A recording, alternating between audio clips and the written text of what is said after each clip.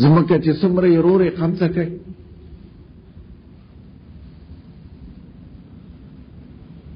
ښځې که خاوند مړ شي هغې ته دا حق نشته چې بل سړی دې وکړي. اما خواښ خر په خپل طبیعت که یو ماشوم زوی په سکول کې سبق وایي 5 جمعات هغې ته یې کښېنولي. یو ځل مې چمن کې تقریر ورته ویلې باید زنده‌باد او مرده‌باد خو حاکمان دي، دې کې شک نشته. هغوی په خپل ځای مجرمان دي، موږ په خپل ځای مجرمان. ولې دا کار؟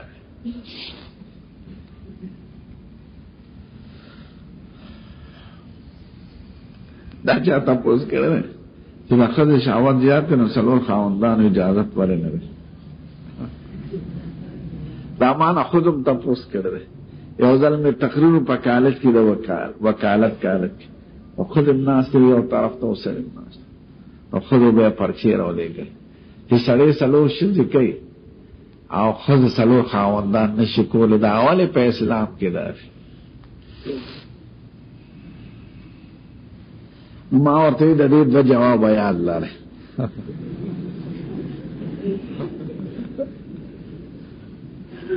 اوله دا ده چې د واده خو مقصد اولاد راوړل دي، نسب انساني زیاتول.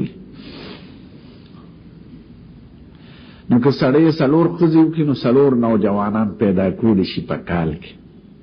او ښځه که 4 خاوندان وکړي نو هغه یو ملا بادر به راوړي. نو فایده یې څه وکړه؟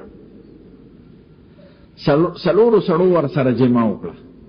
ښځې خو یو راوړي.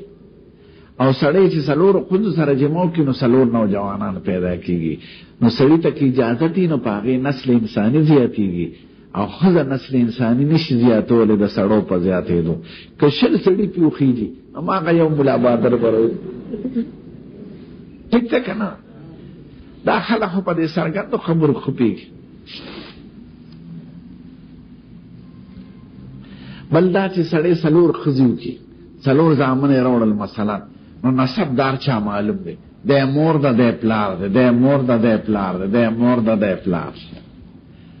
یو یې ښځې 4 سړو سره نزدېکت وکړه او ملا بادر ته پیدا شي، دا د چا زوی دی؟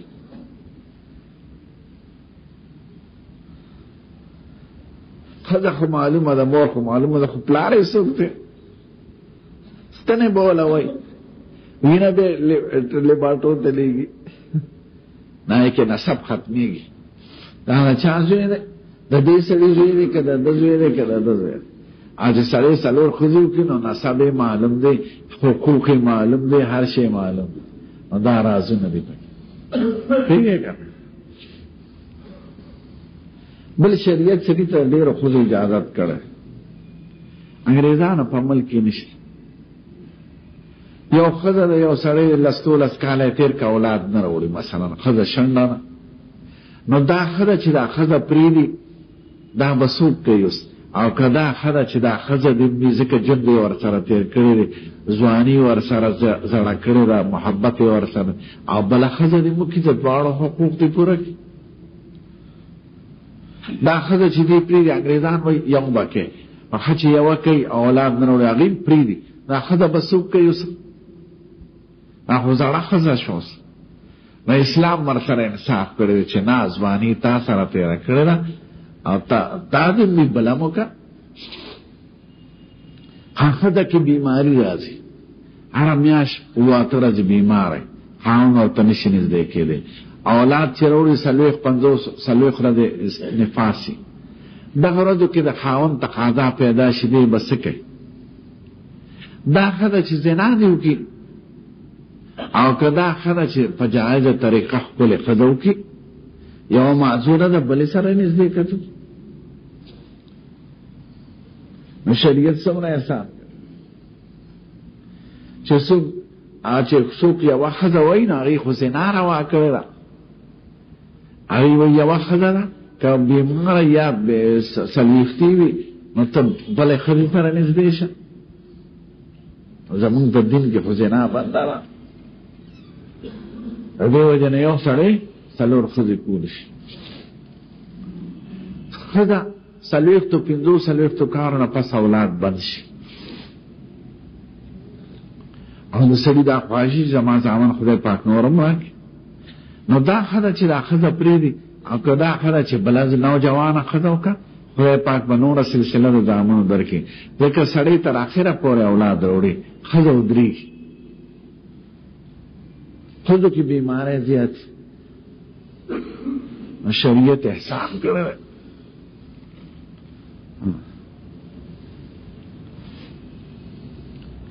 یہ حدیث شریف ته ګوره، الحمد لله نه مسلمت عن مالک نه زید بن حارث دا برستو وایو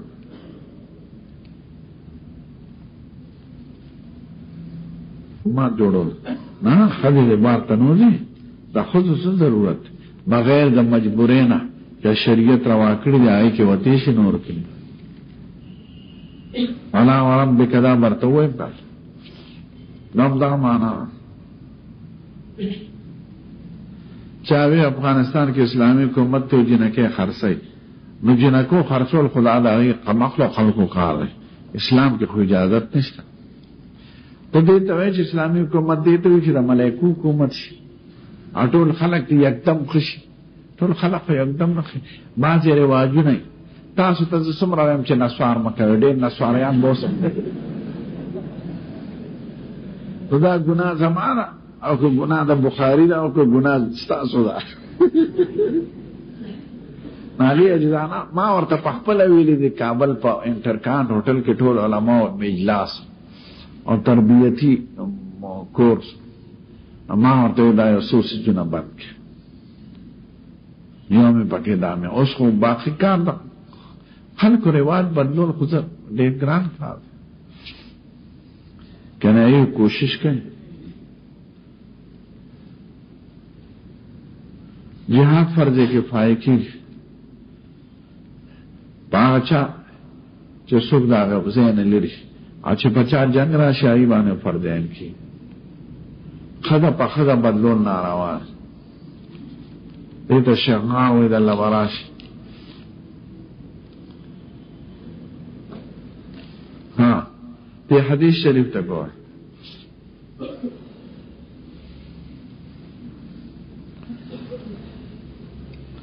وصلى الله وسلم عن مالك بن انس قال قال النبي صلى الله عليه وسلم حضور مبارک وي یو معنا د حدیث ته ګوره، یو دې کې یو اشکال یو تطبیق د باب سره، نو دې درو واړو مقاصد ته خیال کړه.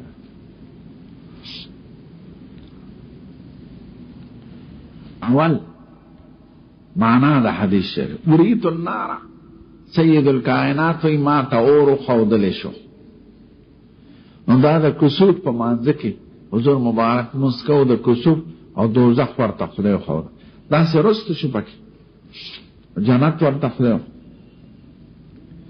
یا خوب کې ورته خدای پاک خودل دی اريد ما ته او خودل شو.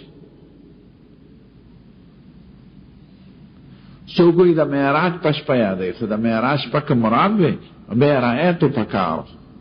مولی دو زکا چی آخو پخپل تلیو بلتوریتو ما تا خودل شو پا صلاة کسوب کی یا پا نوم کی پا خوب کی رویا کی.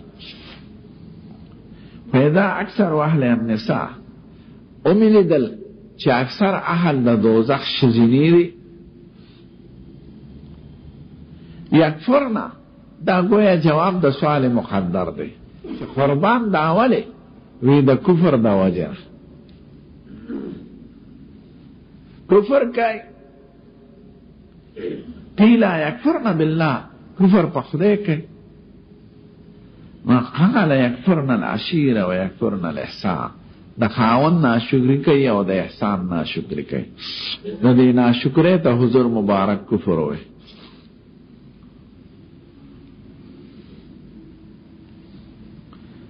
مثال ایسا دے حضور مبارک خی لو احسنت الى احداهن الدهر کہ یو شذ سره دے طول عمر احسانو کا ثم رأت منک شیئا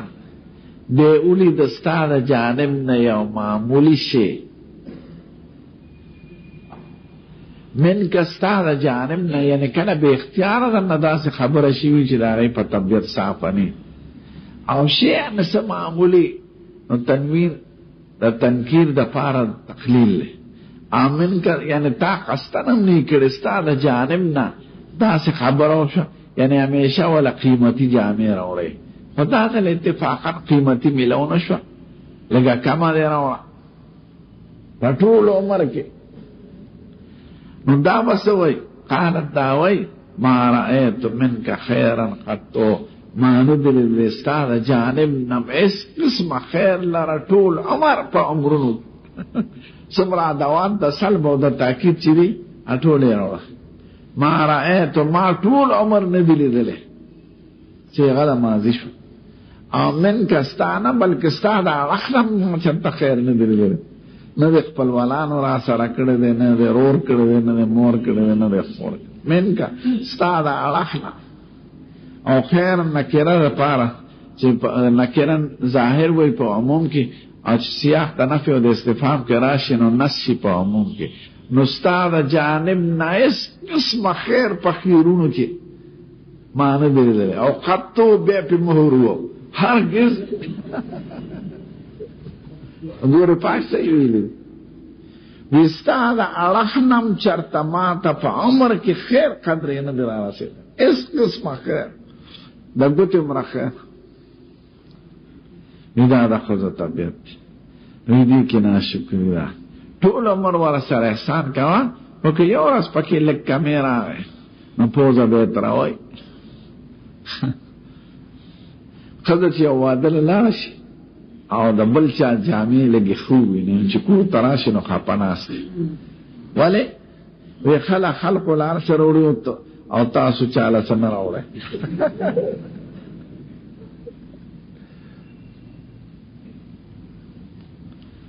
نو خود دا طبیعت ناشکری ده پکې ډېر او په ناشکری خدای پاک هم خفه کېږي او انسانیت هم خفه کېږي.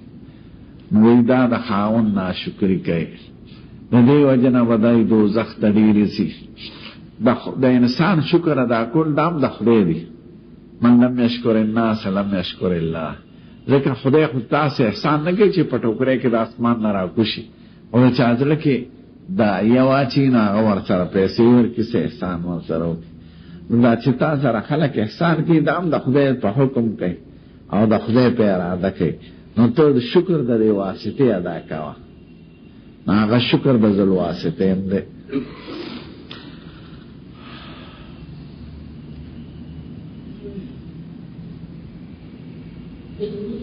ما خو معنا شو. سوال پکې څه دی؟ سوال دا دی چې حضور مبارک وی ما ته خدای دوزخ وښودو او اکثر باشندگان پکې ښځې وې، ښځې پکې ډېرې وې.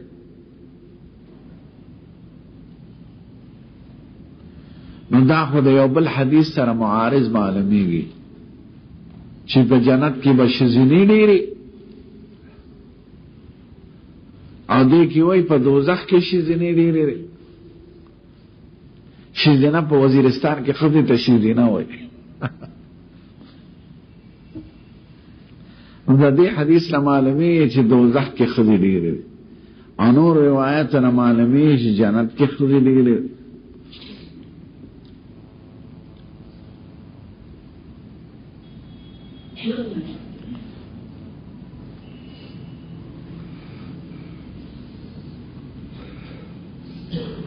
علماء په درو طریقو تطبیق کوي.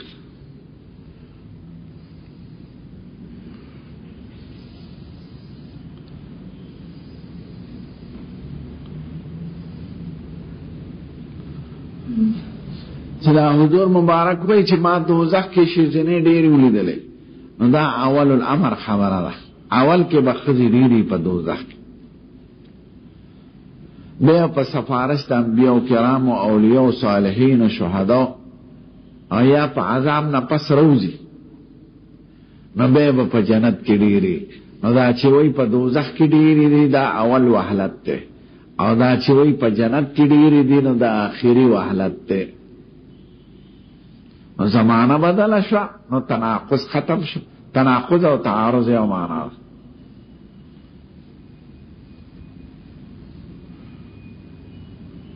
په اول کې به دوزخ کې زیاتی، په آخر کې به جنت کې زیاتی.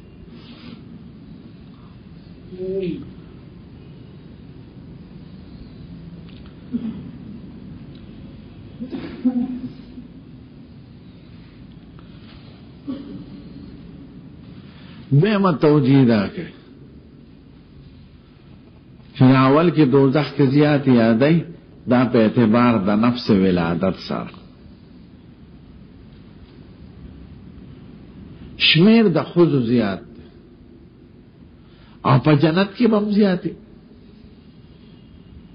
دوانو زینو کې زیاتی دی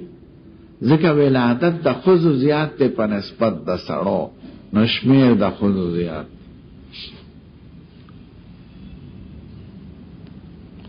دی وخت کې په ټوله دنیا کې تقریبا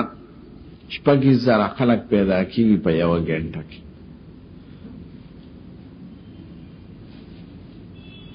او 18,000 مړي په یو ګنټه کې. 8,000 فی ګنټه رفتار باندې دنیا سات په سات زیاتېږي. دې پیدا کېدونکو کې ښځې زیاتې دي په نسبت د سړو.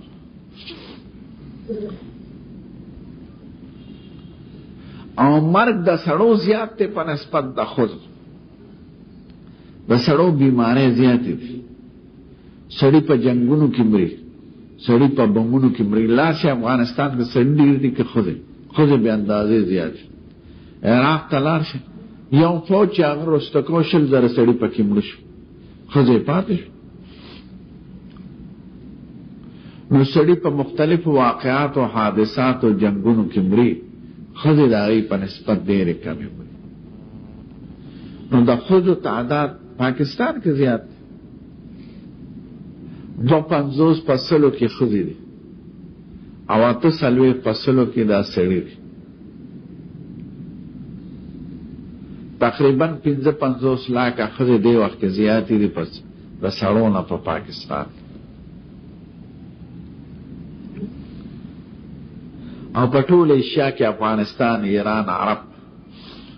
دې بر اعظم کې 19 کروڑه ښځې زیاتې دي د سړو په. دنیا کې یو ملک دی چې ښځې پکې کمې دي د سړو په نسبت، هغه جرمني دی. جرمني کې ښځې کمې دي په نسبت د سړو. د دې زیاتو ښځو خو شریعت دا علاج راوښتی دی چې دویمه ښځه وکړه، چې دویمه ښځه په دنیا کې بنده کړي. د دې زیاتې ښځو به څه کوي؟ دوی به څه کوي؟ تقاضا به څنګه پوره کوي؟ نفقه به یې څوک پیدا کوي؟ نو دې وخت کې په ایشیا کې 19 کروڑه ښځې زیاتې او په پاکستان کې 55 لکه. نو شمیر په جنت کې ډېر دی، په دوزخ کې ډېر دی، او په اعتبار د ولادت سره یعنی شمیر یې زیات. نو دواړه حدیث په خپل ځای صحیح دي.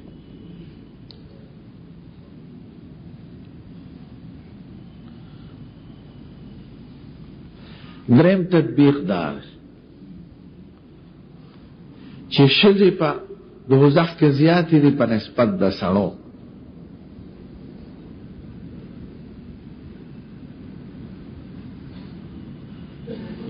د دنیا ښځې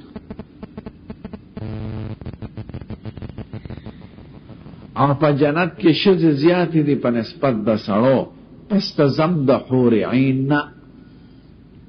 د دنیا ښځې به وي او حورې به هم ورسره شي. او ښځو شمېر زیات شو، او حورې هم ښځې دي که نه، ټول ژوند یې د ښځو دی، ټول بدن یې د ښځو دی. وحور عین وکواعب اترابا.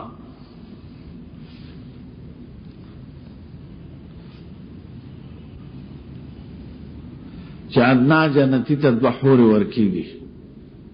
او اویا حورې ورکېږي، نو شمېر د ښځو به زیات شي. د یو سړي به ډېرې ښځې، او خدای پاک په یو سړي کې د 100 سړو طاقت اچولی. نو دې د شواروس په اندازه کې سل زره جماع کولی شي خو منی به ترې نه خارجېږي هوا به ترې خارجېږي او هوا خوشبویه ده جنت کې دا خراب مواد نشته لاړې متیازې ګندګي ځکه غذا ټوله نوراني ده نو هغه په ډکار په اګرمي سره هضمېږي اپا او دسمات نس ولکم وازواج مطهرة وهم فيها خالدون مطهرة من الحیض والنفاس نو تقاضا به پوره کوي خو هوا به خارجېږي د سړي نه نو په هغې به تقاضا پوره کېږي او دا طاقت به پکې نو سړي چې لسل ښځې ورکړي او ده کې طاقت نه نو څه وایي دی خو عذاب دی نو خدای پاک به سړو کې طاقت هم نو جنت کې به هم ښځې ډېرې سره د زم د حور عینو نه او دوزخ کې هم ښځې ډېرې دي په نسبت د سړو ډېرې دي نو دواړو ځایونو کې ډېرې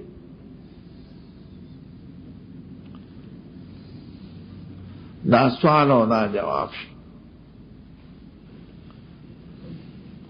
دریم تطبیق د باب سره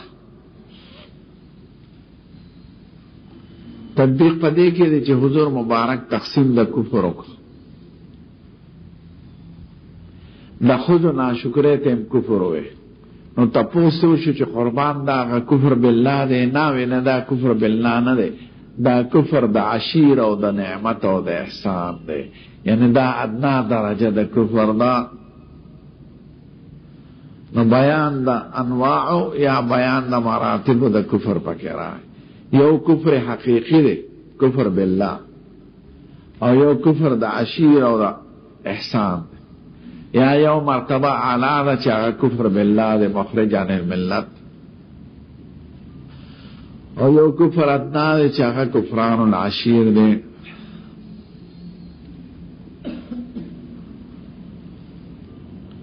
دا ته وایم که بس بیا نو مرګ څنګه دی مردار دی مرګ یا مردود بے فاتحه بے درود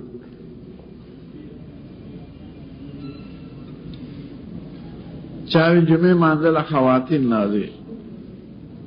منزی قرآواز خو منزی کور کې غوره دی او دا کور نه کوټه کې او دا کوټې نه کوټانه کې چې څومره استر وي نو د ښځو منځ پکې غوره ان تبلیغ لا د ښځو وتل د تبلیغیانو نه تپوس وکړي زما خو زړه ته نه پروسي او په تبلیغ والو باندې مې ولې په جنګ اخته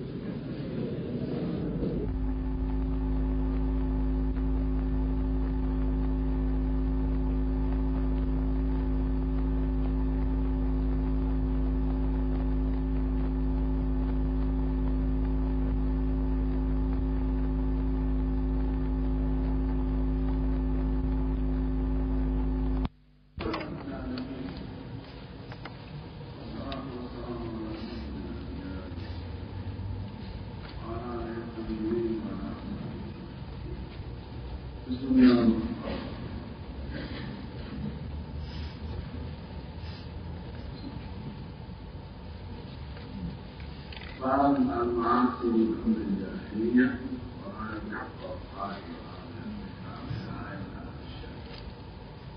بقول النبي صلى الله عليه وسلم انه وقال الله تعالى من خاف على ما يشاء ويكتب ما يشاء ويطلع الكلام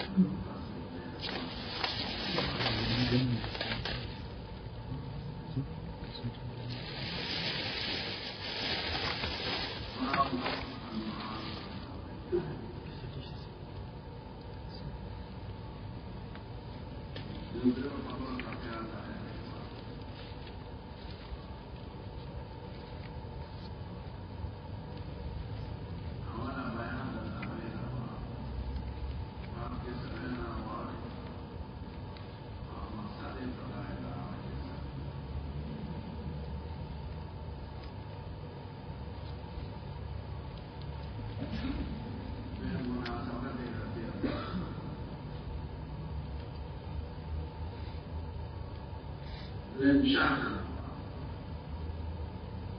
وعافية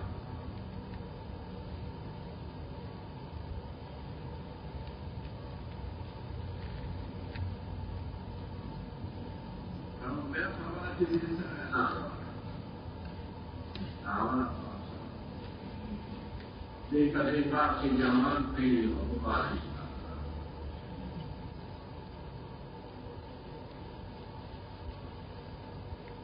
ناشد إلى مسلم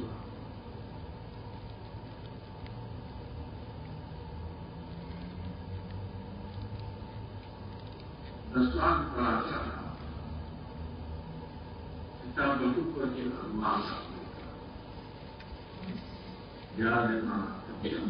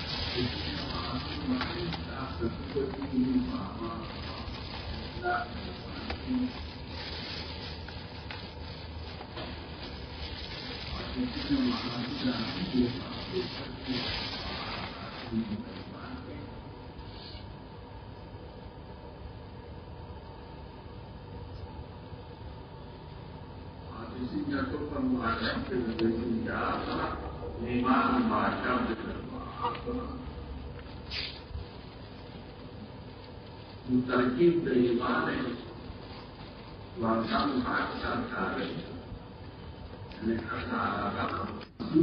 او په علاقه د ضدیت سره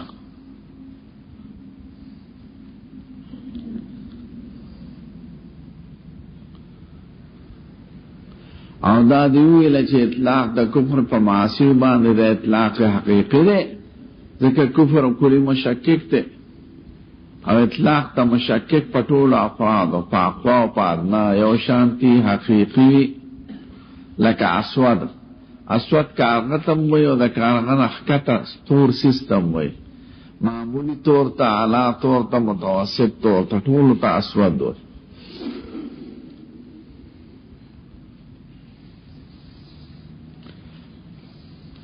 دا خلومدی باب کې تا ویل نو سی او سوال پیدا کی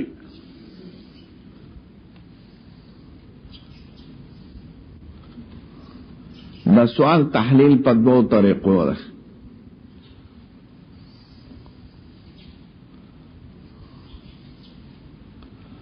اول سوال دا چې چا کې خصلت د یو کفر وی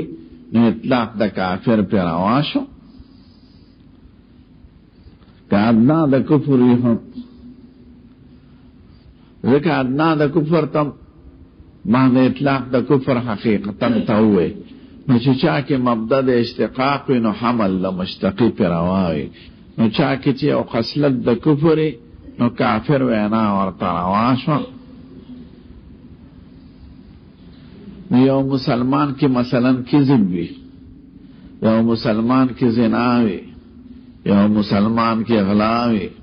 دا ټول خصال د کفر دی نو اطلاق تا کافر پر آواشو نو دا معصیت خاون تا کافر ویل شو نو دا خود خوارج مسلک شو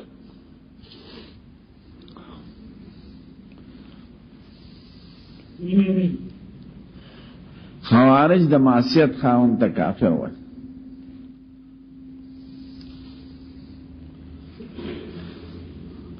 نو چې دا کم دینا تختیدی دا غیب تا بیان آلی لازم القرار على ما عنه الفرار تخل خوارج ورد کے انچہ چاکی کفرن دون کفرن وی نو اطلاق دا کافر با پیروائی نو پر دنیا کی سوک پاتی شو چی کفرن دون کفرن پکینی بغیر دا معصومین ہوگا چی نبی کریم دی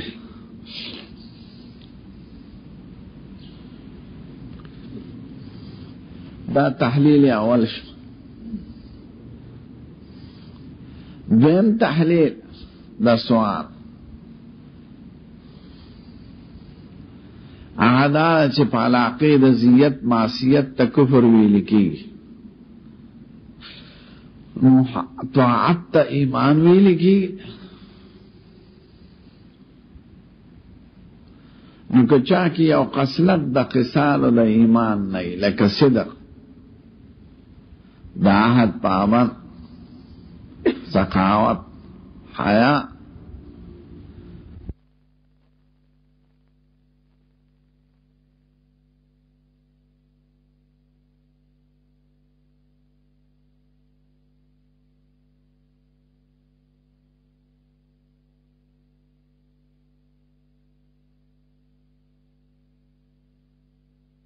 صدق وی رشتیا وی تو تا مومن وی نشی او یو سره د سر نه تر خپل پورې نیک وي خو یو خصلت پکې د خصال د کفر لکه کذب نو تو ورته کافر وی نشي نو مومن ته کافر او کافر ته مومن اطلاق جائز شستا په باب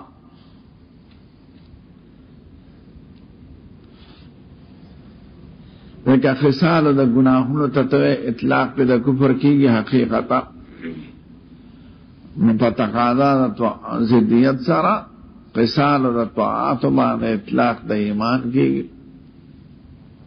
نو چې چا کې خصلت د کفر موجود شي کافر ورته وایا او چې چا کې یو خصلت د خصال د ایمان موجود شي نو مؤمن ورته وایا نو ډېر کافران به مؤمنان شي او ډېر مؤمنان به کافران شي دا سوال پیش وي الحمدلله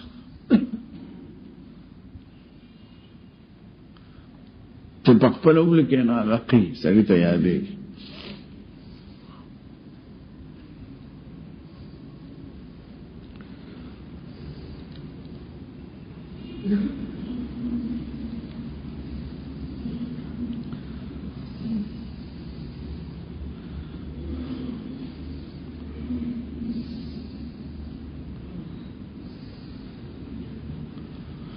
جواب تحلیل میں بدو طریقوں مطابق دا سوال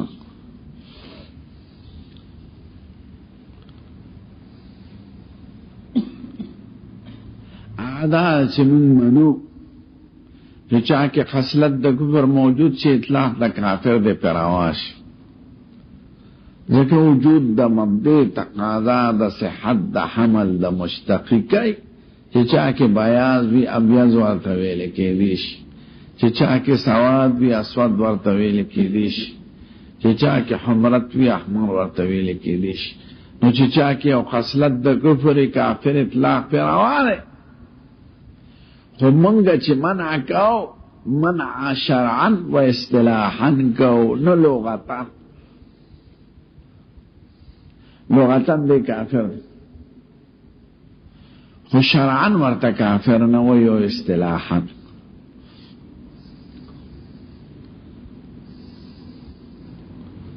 وجہ دارا چې پشارا کې د کافر اطلاق پاغه چا کیږي چې کفر مخرجه عن الملت پکې موجود شي نو کفر په معنا د معصیت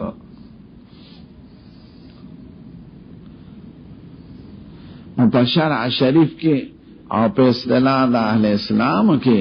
کافر هغه چاته وي چې کفر اعلی هغه مخرج د ملت نه پکې موجود شي نو په وجود د یو معصیت اگر چې اطلاق پر کافر لغتا جائز ده او منع شرعا و اصطلاحا دا چې خلق خلاف دغه تلار نشي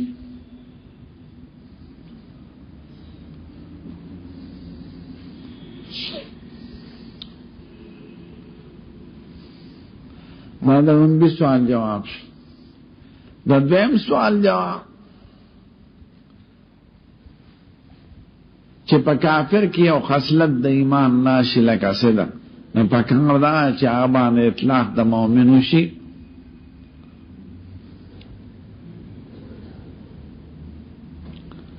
ځکه ته په دې طاعت او اطلاق د ایمان حقیقتا نه لکه په خصال د معصیت چې اطلاق د کفر حقیقتا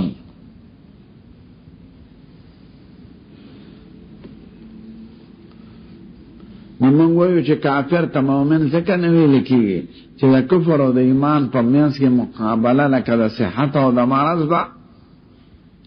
کفر عیب دی او ایمان صحت دی.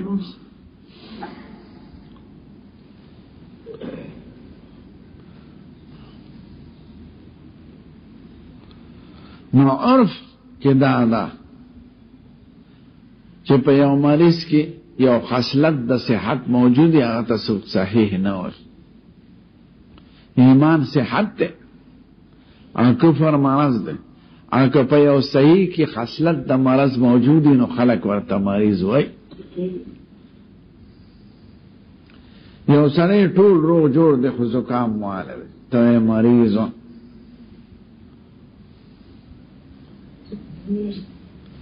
یو کم سل درجه صحیح دی یو درجه مریض دی. او که سړی مریض وي ټي بي مریض دی او غلغله بس آخري ځان کاده نه دی دی په یو درجه کې خو صحت لري خدا سے سړی ته څوک صحیح نه وي. ټي بي مریض چې په غلغله پروت دی اگر چې یو نوع د صحت پکې شته دته څوک صحیح نه وي. نو د کفر مثال د مرض او د عیب دی او د ایمان مثال د صحت ته. نو په یو انسان کې چې یو خوی د مرض موجودی نو مریض ورته ویل کېدی شي. او که په یو انسان کې یو خوی د صحت موجودی نو صحیح ورته نه ویل کېږي. نو ایمان موجود شي مؤمن ورته نه ویل کېږي.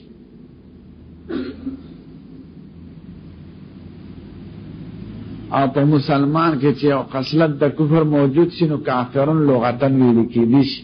او منع اصطلاحا و شرعا ده.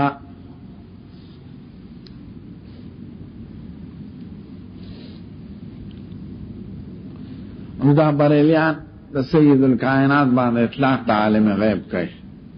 او دا بوي چې دا غیب ورته خدای خودل دا خودل. دا شک نشته چې په زرګونو غیبونه زموږ خپل پیغمبر ته خدای خودلې دي. خدای عالم غیب اطلاق په لغتن دوام دی ځکه عالم غیب آیته چې د غیب نه خبره خو په شرع کې د اطلاق نه ده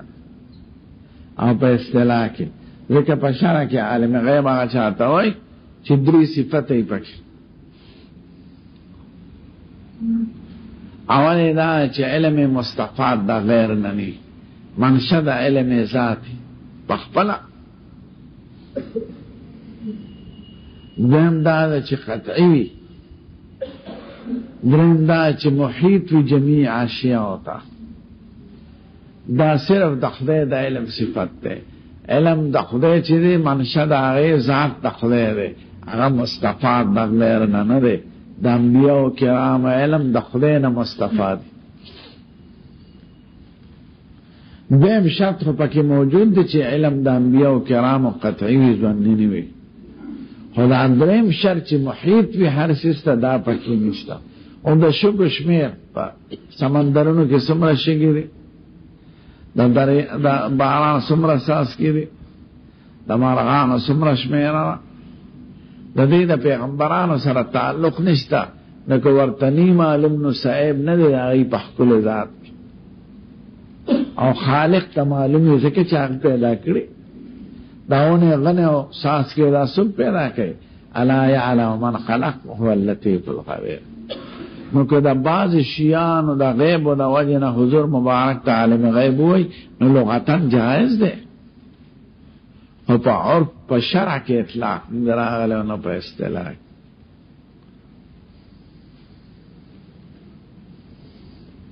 داسې که تاسو عرف ته وګورئ دا ما ته معلومه ده چې ډسپلین ګولۍ سرخوی کوي.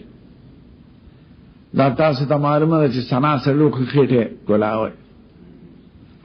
دا تاسو ته معلومه ده چې سریدان ګولۍ سپوخي طبیعه ښه کوي. خو په یو جزئیت دو باندې تاسو ته څوک ډاکټران او حکیمان نه وایي. ډاکټر او حکیمان ته وایي چې د اصولو د مرض او د اصولو او قواعدو د علاج نه خبري نو د جزئیاتو په علم باندې اطلاق دا عالم نه کی. اوس دا خو تاسو ته معلومه ده چې اودس کې څلور فرض دي خو تاسو ته فقیهان نه وای تاسو ته دا معلومه ده چې فاعل مرفوع مفعول منصوب او تاسو ته نحویان نه وای نحویان او فقیهان ماهرین د قواعد او د فقه او د نحو ته وای په جزئیات په اوسو پشمیر په یادولو سړی نحوی او فقیه کیږي نه نو دا شان عالم غیب انبیاء کرام او خدای پاک د ډېر غیب او سيزونه خودلې دي او هغه ولا معجزه ګرځولې ده خو د دې بعضو جزئیات د وجنه اگر چې ورته د ویل شي چې عالم غیب دی د غیب او هغه عرفا و شرعا هغه د عالم غیب نه ویل کیږي پېښ نظر متا ته بریلې دوه ټول فلان کې زیدانی ویلې چې فلان کې خالته ده ټیک ته ویلې دي دا د حضور معجزه وا د ډېر سيزونه بیان کړي دي قیامت کې بدای خبر کې بدای حوض کوثر کې بدای جنت دروازې دمر دي دوزخ دار د جنت مخه ته نهر دي دا ټول غیب خبرې دي کنه دا کومګه چوړې دي د خدای حضور پاک د خپل مبارک نه مورې دي پوښوس نو جواب خلاصه دا شو چې چا کې یو خصلت د ایمان وی نه ته مؤمن نه ویل کېږي او چې چا ته خصلت د کفر وی نه ته کافر لغتن ویل کېدی شي عرفا و شرعا نه ویل کېږي ځکه متبادر د کفر نه کفر مخرج عن الملت دی او د عالم غیب اطلاع په شرع کې هغه چاته وایي چې هغه کې درې صفت وي او الله چې علم منشه د علم مستفاد د خپل ځان زه تاته وایم چې ستا جیب کې 10 روپۍ نو ته عالم غیب نه کېږي ځکه د آخر ته مه ووایې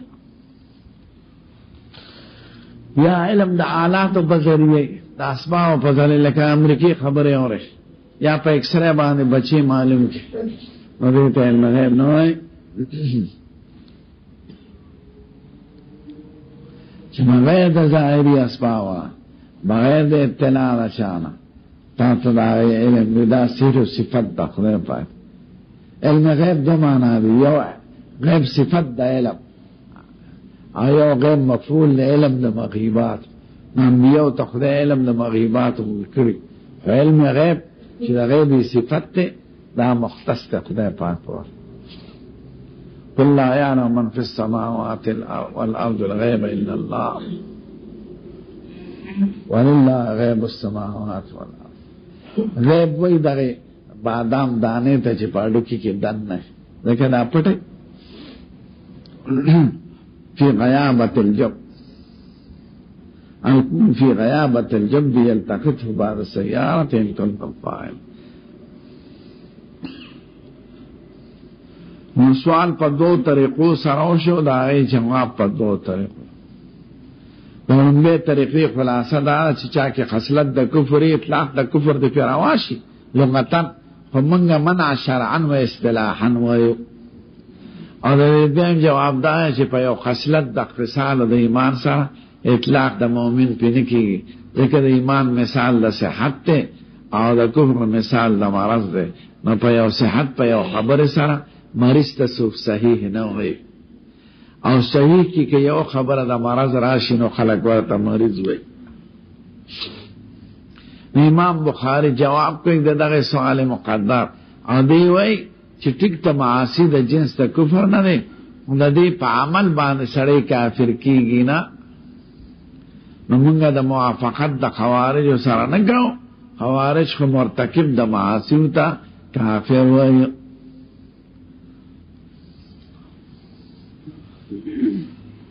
مناسبت واضح شو دغه د سوال منشه دا ربې بابو او دې باب کې جواب دی راځي سوالو چې ناشو دړم دی باب دې باب کې جواب دغه سوال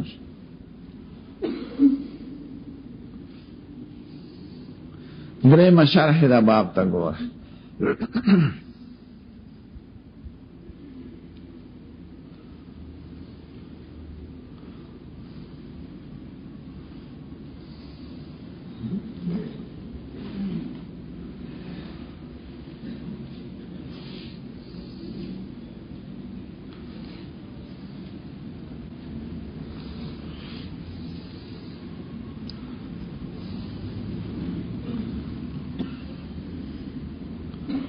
طالب سے په جواب د بدعتیانو کې ویلو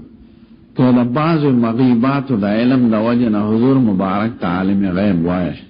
نو بعضو مغیبات علم خو خدای بعضو حیوانات علم ورکړی ټیک ته د انبیاء خو لوی شان دی او بعضې څیزونه خدای حیواناتو ته هم ښودي لکه بخاري کې به راشي چې چرګ आवाज وره تاسو سبحان الله وایي او د خدای نه سوال وکړي فإنه رأى ملکا چرګ ملائکه ویني او هر چې आवाज وکړي نو زر لا حول ولا قوة الا بالله وایي فإنه رأى شیطانا او مولا چرجک داسې زمکې ته وګوري لاندې چنجي معلومه یو به معلوم ما لي الهدهد او مولا هدهد سليمان عليه السلام ته وایي اني احطت بما لم تحب به وجئتك من سبع بنبأ يقين داسې شی مې ولید چې ته ته نه خبر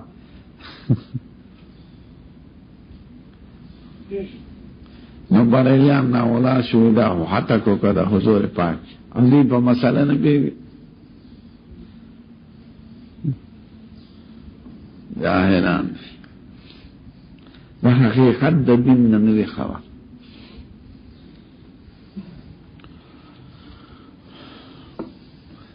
خدري مشرح ته ګور باب المعاصي من امر الجاهليه معاصي امور د جاهلیت جاهلیت هغه زمانه ته چې د حضور نه مخکې شوه لکه دغه جهالات زیات نو دا بقایا د زمانه د جاهلیت د جاهلیت خبرې دي معاصي ولا يكفر صاحبها بارتكابها فمعاصي په عمل خاوند دې کافر کیږي نه نو ارتکاب یې ویلې د عقیده ته نه دی ویلې دا سنوي ولا يكفر صاحبها باعتقادها بلکې لا يكفر صاحبها بارتكابها دا عمل د معصیت سره کافر کیږي نه نو دا د اهل حق او اهل سنت عقیده ده خوارج او معتزله په ارتکاب د معاصی سره د ایمان نه خارجي او خوارج ورته کافر وای نو دې پیرت کوي ولا يكفر صاحبها بارتكابها صاحب د معاصی ته کافر نه ویل کیږي په عمل سره ارتکاب عمل ته وای اعتقاد نه ارتکاب الا بالشرك مگر کا شرک ہوگا شرک کا معصیت ته اعلی مرتبه ده چې دې په ارتکاب سره کافر کیږي ذکر حضور مبارک ویلی ابو ذر غفاری تا انک امرؤ فیک جاہلیہ دا رست حدیث را روان دی ابو ذر غفاری او صحابی ته کنځل وکړل چې ته د توري وینځوي نه شکایت کو حضور پاک حضور پاک دی راوسته ویتا کې خود جاہلیت خوې دی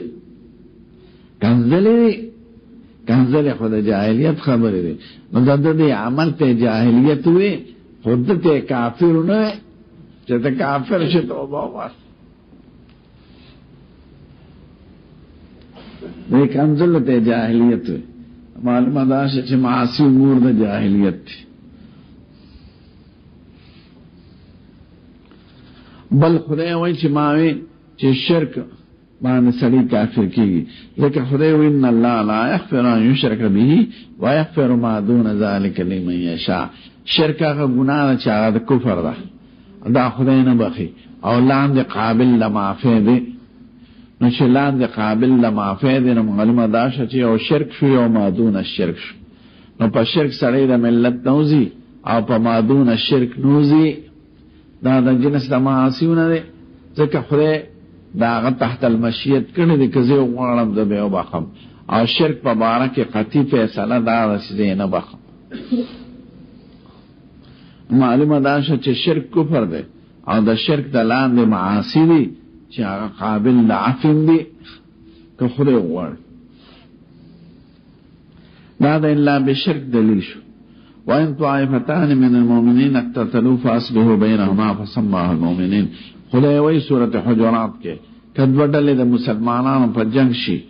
نو تاسو صلح وکړئ ګوره قتال معصیت دی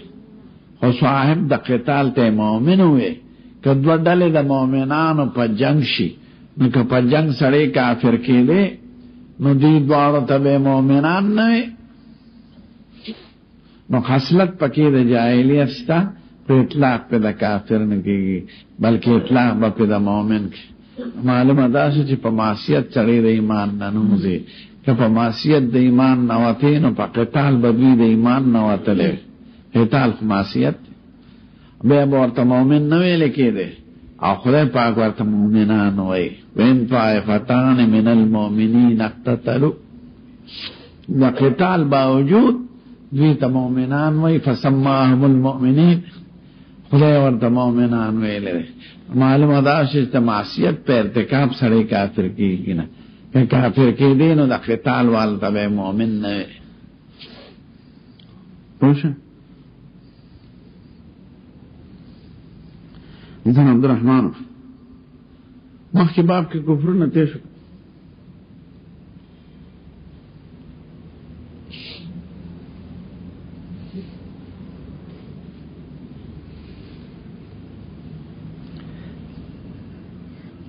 کفر شپږ قسمه ده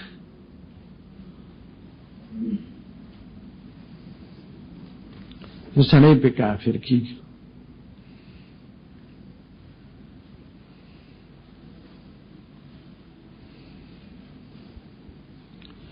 اول کفر د انکار ده چې زه نه منم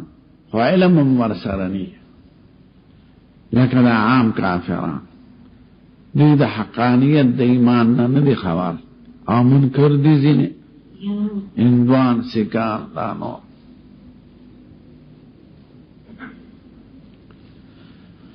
دویم ته کفر د جحود وای چې علم ورسره وي او بیا نه مني پیږي نو دې ته کفر د جحود وای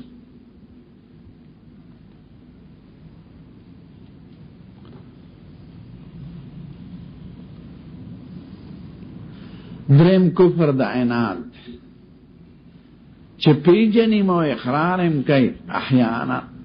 دا سیده خو نیمانم زد کوي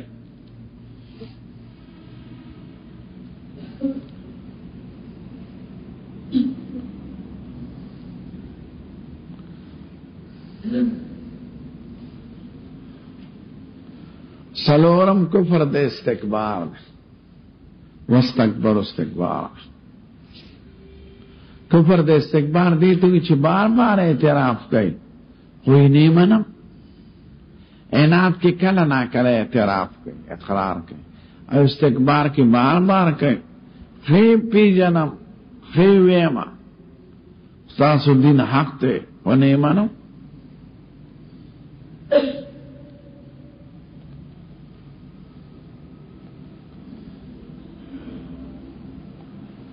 پنځم کفر د مستهزئ ده مستهزئ ټوکې کوي دین پورې فاليوم الذين آمنوا من الكفار يضحكون على الأرائك ينظرون هل ثوب الكفار ما كانوا يفعلون وإذا مروا بهم يتغامزون وإذا انقلبوا إلى أهلهم انقلبوا فكهين وإذا رأوهم قالوا إن هؤلاء لضالون وما أرسلوا عليهم حافظين ټوکې کوي دین پورې مونږ ته به استاد صاحب کفر د مستهزئ د دې کفر د نورو نه زیات لکه منین نو ټوکې کوي ګیري پورې دین پورې جماعت پورې قرآن پورې نو دې ته کفر د مستهزئ وایي شپږم کفر د نفاق نفاق دې ته چې په خولې د اسلام وای او پزله کې کافر ظاهر اعتراف کوي او باطن کې انکار کوي لکه د پاکستان لیډران نام لیډران منافقین دا حقیقت په خولې خو وای خو زړه کې نه من دې ته کفر د نفاق په نه شپږ قسمه یو بل کفر هم دی دا مې د استاد نه اورېدلی هغې ته کفر د الحاد وایي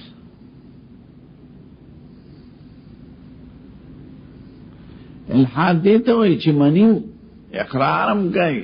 او پا متواتراتو دا دین کی تاویل غیر صحیحہ کئی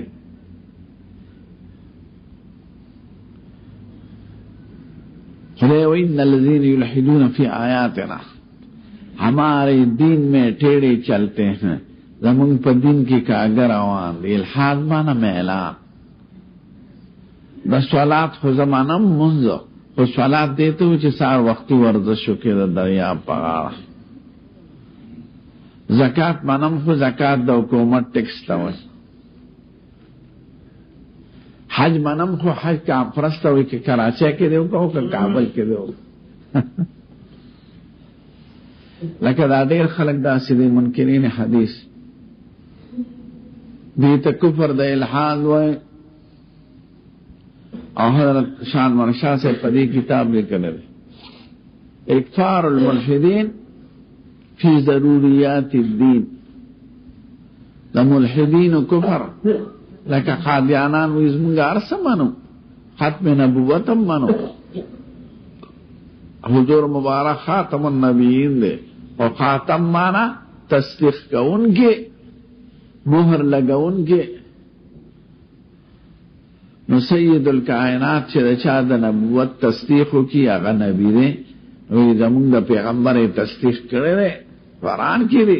مبشرم برسول یاتی من بعد اسمه احمد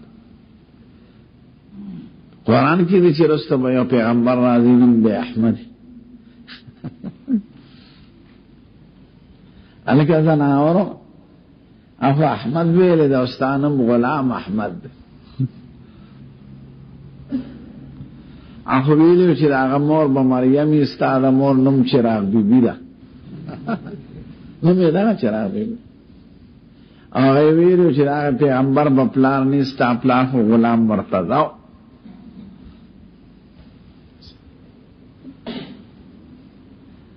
آخو دا ویلیو چراغ با مقابلہ دا زائغینو کئی تو خود انگریزانو دا حکومت پٹواری وی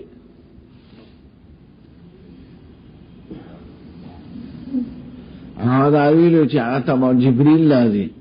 د دیوی زما د ملائکینم دی ټیچی ټیچی او دو بندرام یو اندونم دی د یو سکنم دی د یو ما کتاب کتلې دا غلام محمد چې دا ما تنازل شوی د حقیقت الوحی نو سپکه عربی دا سپکه فارسی دا سپکه اردو دا سپکه انګریزی دا سپکه سنسکرت نو آیتونه بدل یاسین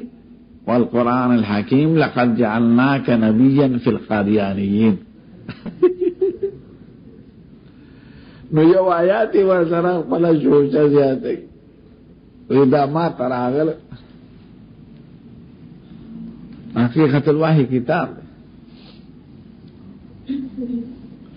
دا شانی ما آیات تا یو دے نیم بل سا بسر یو دیکھ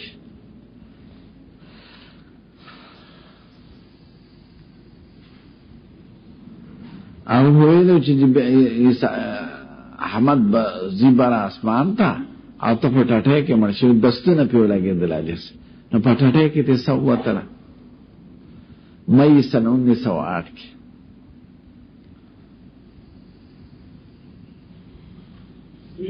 نو سنگا احمد دے مبشرم برسول یاتی من بعد او دا عیسیٰ علیہ السلام بشارت تے زمون دخل پیغمبر پا حق احمد زمون دخل پیغمبر نم دے نو دیوی دا ضمیر ما تراجے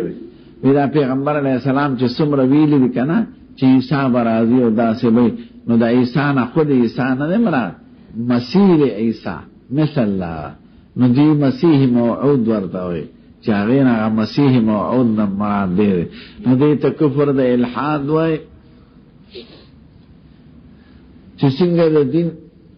الفاظ مبارک پا تواتر راغلی دے نو دا غی معنی و مستاقم پا تواتر پا امت کی معلوم دے نو کسو کوئی دا سوالات مستاق دا دے سار وقتی ورزش کن او دا زکاة مستاق ٹیکس دے او دا حج مستاق کانفرنس دے نو دا دیتا کفر دا الحاد وی ان الذین یلحدون فی آیات لا یخفون علیہ ہمارے دین میں ٹھیڑے چلتے ہیں دا انواع د کفر شو.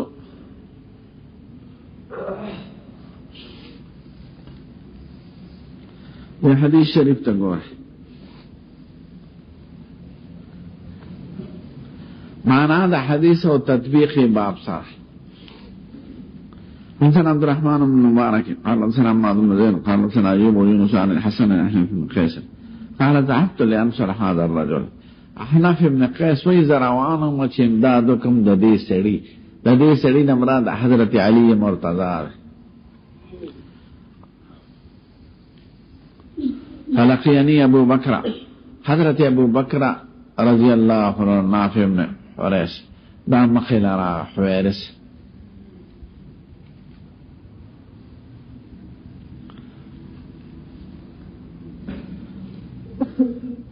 ما توي اين تريد؟ شرط رواني مسلح.